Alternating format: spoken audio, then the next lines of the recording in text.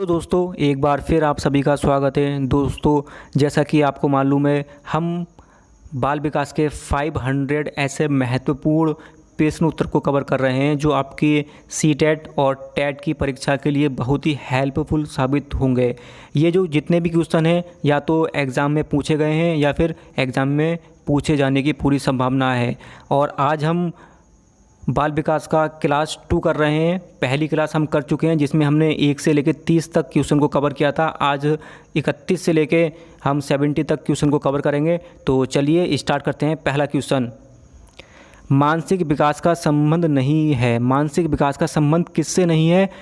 शिक्षार्थी का वजन एवं ऊंचाई से, तर्क एवं निर्णय से, स्मृति का विकास, अवबोध की क्षमता से।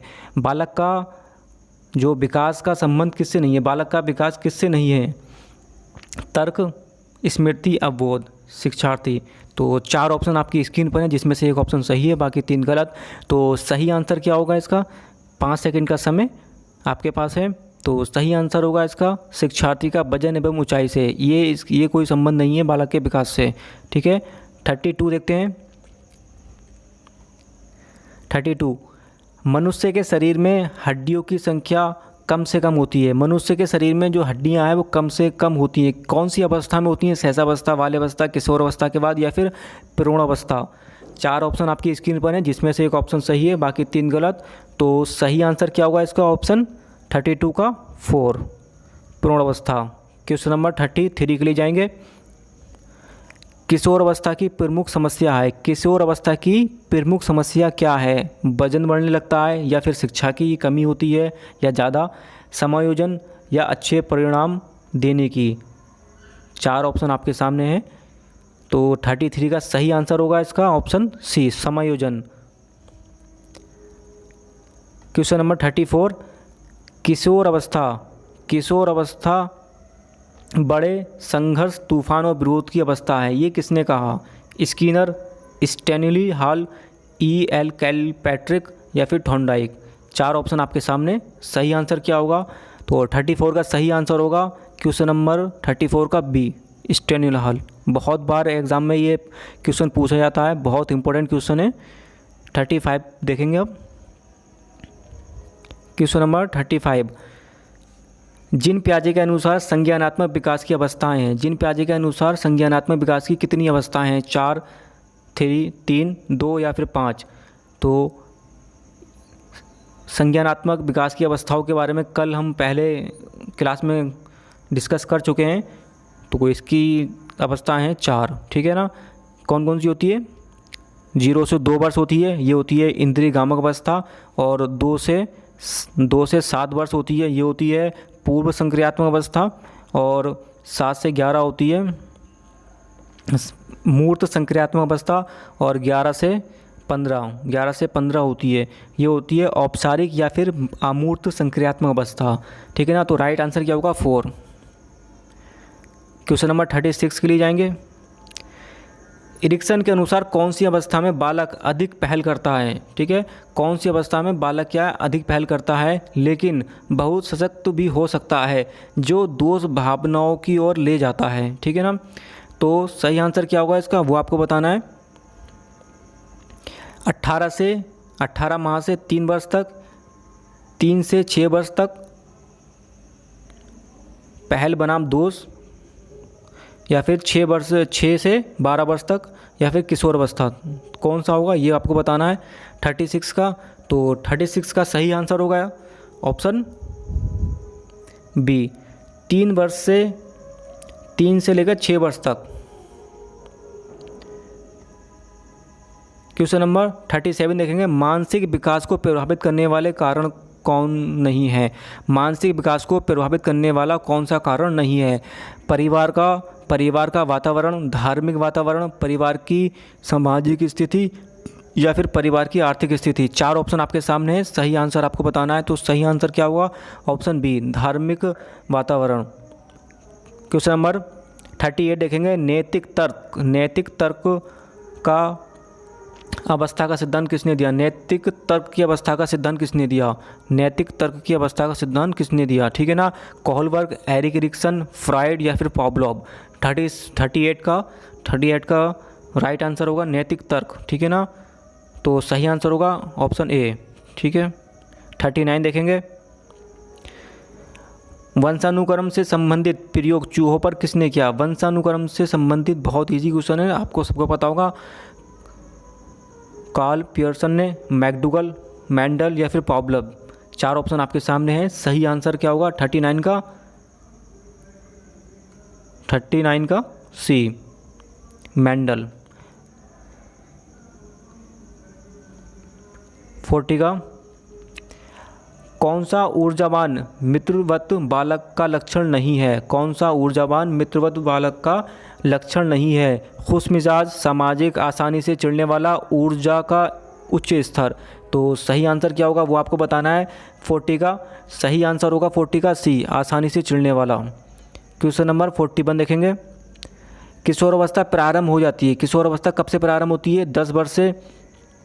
किशोर अवस्था कब से प्रारंभ होती है? 10 वर्ष की आयु से, 16 वर्ष की आयु से, 12 वर्ष की आयु से, 18 वर्ष की आयु से। तो सही आंसर क्या होगा वो आपको बताना है। 41 का सही आंसर है सी, 12 वर्ष की आयु से। क्वेश्चन नंबर 42 देखेंगे।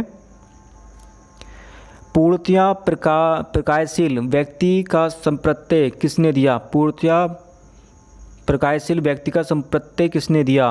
Carl Rogers, fried, Francis Galton या फिर इवान पावलोव। 4 ऑप्शन आपके सामने हैं। सही आंसर क्या होगा वो आपको बताना है। 42 का सही आंसर होगा ऑप्शन ए। 43 के लिए जाएंगे। निम्न में से किसने बच्चों में वस्तु स्थैर्थ के विकास को समझाने में सहायता की? पियाजे, फेडिंगस्टर, एरिक एरिक्सन या फिर वेलॉक। सही आंसर क्या है वो आपको बताना है 43 का। तो 43 का सही आंसर है वस्तु स्थायित्व का, ये तो आपको पता होगा, पियाजे इसका आंसर है 43 का ए। 44 के लिए जाएंगे। 44 के लिए जाएंगे।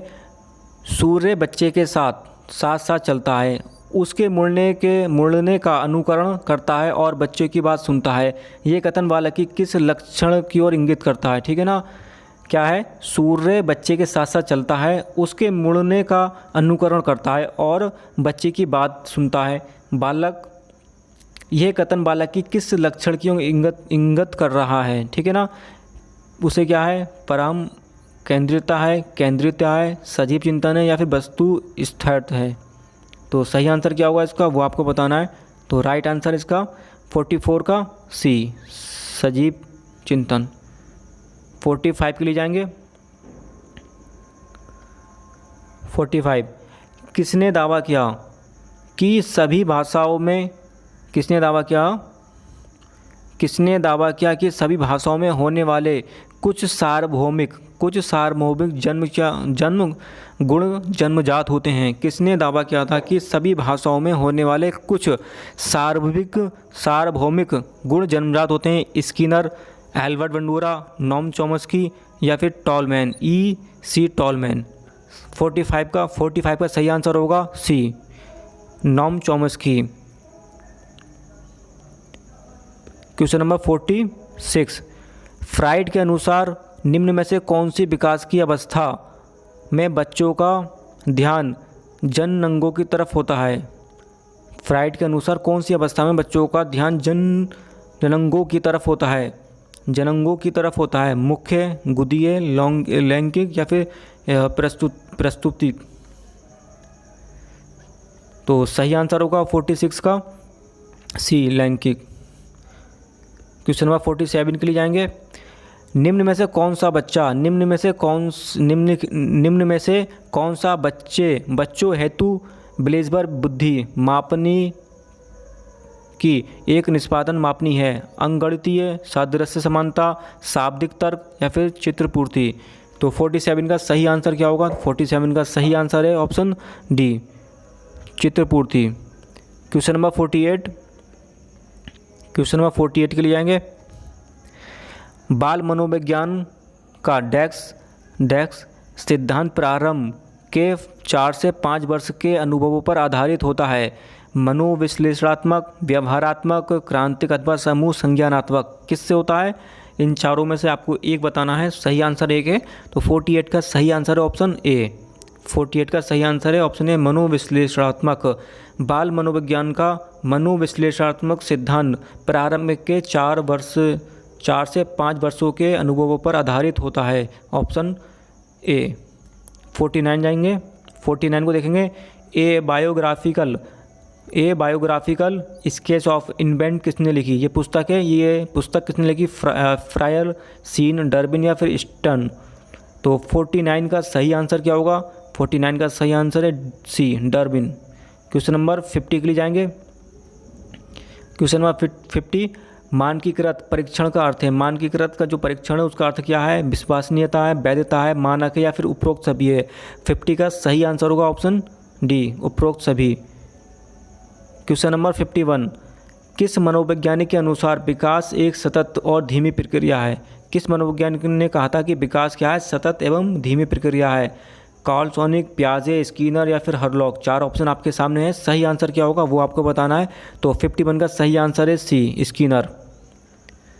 52, व्यक्तित्व विकास की अवस्था है। व्यक्तित्व विकास की अवस्था कौन सी है? अधिगम एवं वृद्धि, व्यक्तिवृत्त अध्ययन, औपचारात्मक अध्ययन या फिर इनमें से कोई नहीं। तो सही आंसर क्या होगा इसका वो आपको बताना है। 52 का सही आंसर होगा ऑप्शन ए, अधिगम एवं वृद्धि। क्वेश्चन नंबर 53, विकास में वृद्धि से तात्पर्य, विकास में वृद्धि से क्या तात्पर्य? ज्ञान में वृद्धि, संवेग में वृद्धि, वजन में वृद्धि, आकार, सोच, समझ और कौशलों में वृद्धि। तो सब बहुत इंपॉर्टेंट क्वेश्चन है ये, इंपॉर्टेंट क्वेश्चन है, कई बार एग्जाम में पूछा गया ये। विकास में वृद्धि से तात्पर्य क्या है? तो सही आंसर हो ऑप्शन डी, आकार, सोच, समझ और कौशलों में वृद्धि। 54 के लिए जाएंगे। तनाव और क्रोध की अवस्था कौन सी है? अभी हमने ऊपर ही पढ़ा, तनाव और क्रोध की अवस्था कौन सी है? 54 का सही आंसर होगा सी, किशोर अवस्था। क्वेश्चन नंबर 55 देखेंगे। बालक का विकास परिणाम है। बालक का जो विकास है वो परिणाम है किसका? वंशानुक्रम, वातावरण की अंतक्रिया का या फिर आर्थिक कारकों का। सही आंसर क्या होगा इसका वो आपको बताना है 55 का। तो सही आंसर है 55 का सी, वंशानुक्रम, वातावरण की अंतक्रिया का। 56 के लिए जाएंगे। शारीरिक विकास का क्षेत्र है। शारीरिक विकास का क्षेत्र कौन सा है? स्नायु मंडल है, स्मृति है, अभिप्रेरणा है या फिर समायोजन है। 56 का राइट आंसर है ऑप्शन ए, स्नायु मंडल। 57 के लिए जाएंगे। श्यामपट्ट लिखते समय सबसे महत्वपूर्ण क्या है? जब हम श्यामपट्ट लिखते हैं तो सबसे महत्वपूर्ण क्या होना चाहिए? तो अच्छी लिखावट होना चाहिए, लेखन में स्पष्टता होना चाहिए, बड़े अक्षरों में लिखना चाहिए या फिर छोटे अक्षरों में लिखना चाहिए। 57 का सही आंसर क्या होगा? तो सही आंसर है अच्छी लिखावट।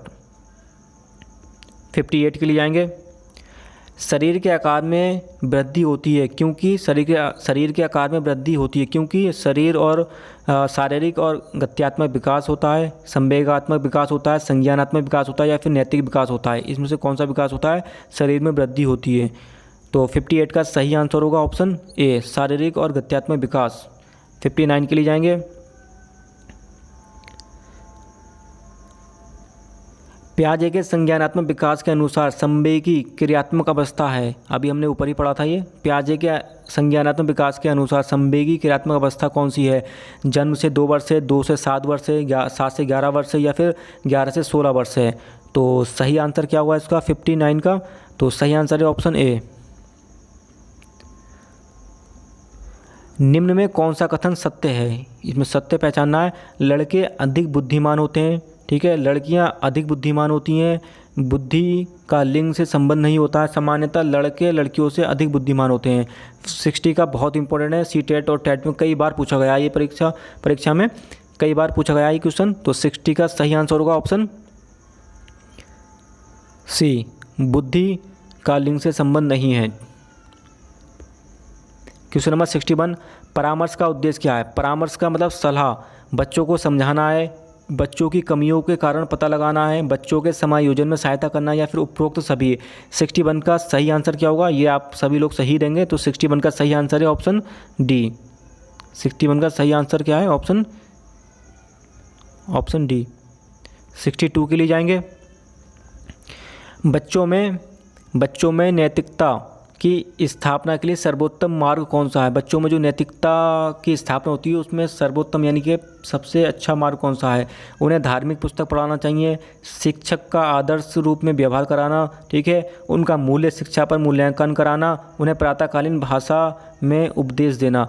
इन चारों में से कौन सा हो सकता है? तो सबसे इम्पोर्टेंट ऑप्शन कौन सा है? 62 का बी, शिक्षक का आदर्श रूप में व्यवहार करना। 63 देखेंगे। 63 शिक्षा में प्रोफेल का महत्वपूर्ण योगदान था डैक्स डैक्स। अब यहाँ पे आगे लिखा है का विकास, आगे लिखा का विकास।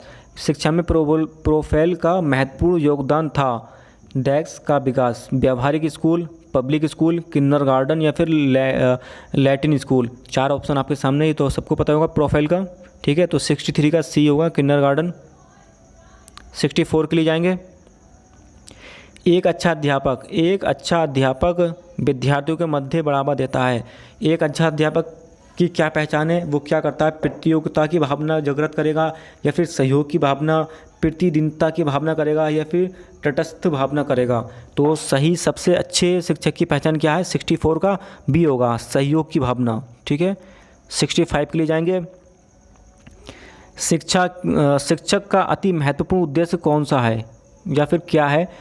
आजीविका कमाना, पैसे कमाना, यानी कि बच्चों का सर्वांगीण विकास करना, पढ़ना एवं लिखना सिखाना, बौद्धिक विकास करना। चारों में से कौन सा है? तो 65 का सही आंसर क्या होगा? बच्चों का सर्वांगीण विकास करेंगे। 66 के लिए जाएंगे। 66 के लिए जाएंगे। डैक्स, ये डैक्स तथा यहाँ पे डैक्स की विशिष्ट अन्योन्य क्रिया का परिणाम विकास के विविध मार्गों और निष्कर्षों के रूप में हो सकता है। क्या हो सकता है? 66 का। तो 66 का सही आंसर क्या होगा? जैसे यहाँ पे हम लिख दिया वंशानुक्रम तथा पर्यावरण की विशिष्ट अन्योन्य क्रिया का परिणाम विकास के विविध मार्गों और निष्कर्षों के रूप में हो सकता है। तो राइट आंसर ही क्या होगा इसका? यही हो जाएगा, वंशानुक्रम। देखिए चुनौती तो होगा नहीं, चुनौती वैसे नहीं होगा, स्थिरता भी नहीं होगा। ये दोनों वैसे ही खत्म हो रहे हैं। अब आपको इसमें से देखना था तो खोज और तो सही आंसर ज़्यादा आंसर कौन सा है? सही आंसर ज़्यादा अच्छा है वंशानुक्रम एवं पर्यावरण। तो 66 का ए हो जाएगा। क्वेश्चन नंबर 67 देखेंगे। भारत सरकारी कंप्यूटर आधारित अधिगम प्रक्रिया के माध्यम से छात्रों को सिखाने के लिए आईटी स्कूल की योजना वर्ष में शुरू की गई। आईटी की योजना कब शुरू की गई? 2001 में, 2003 में, या फिर 2004 या फिर 2006 में। तो सही आंसर क्या होगा 67 का? तो सही आंसर है 67 का सी, 2004 में। क्वेश्चन नंबर 68, क्वेश्चन नंबर 68 के लिए जाएंगे। 68 6 से 14 वर्ष के बच्चों के 6 से 14 वर्ष के बच्चों के 6 से 14 वर्ष के बीच के आयु के बच्चों को एक मौलिक अधिकार के रूप में मुफ्त और अनिवार्य शिक्षा देने का उद्देश्य सर्व शिक्षा अभियान वर्ष में शुरू किया गया था। सर्व शिक्षा के अभियान कौन से वर्ष में शुरू किया गया था? जो 6 से 14 वर्ष के बच्चों को निःशुल्क शिक्षा दी जाती है। 68 का 1996 में, 1998 में, या फिर 2001 में। तो राइट आंसर क्या होगा 68 का? तो 68 का राइट आंसर है सी, 2001 में।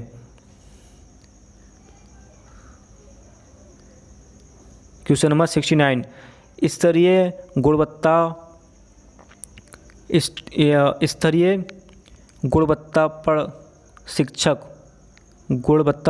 शिक्षक शिक्षा के लिए पाठ्यक्रम ढांचा राष्ट्रीय शिक्षा परिषद द्वारा वर्ष में डैक्स में निकाला गया था। यानी कि आपको ये जो डैक्स दिख रहा है इसमें 1990 में, या फिर 1992 में, 1998 में, या फिर 1996 में।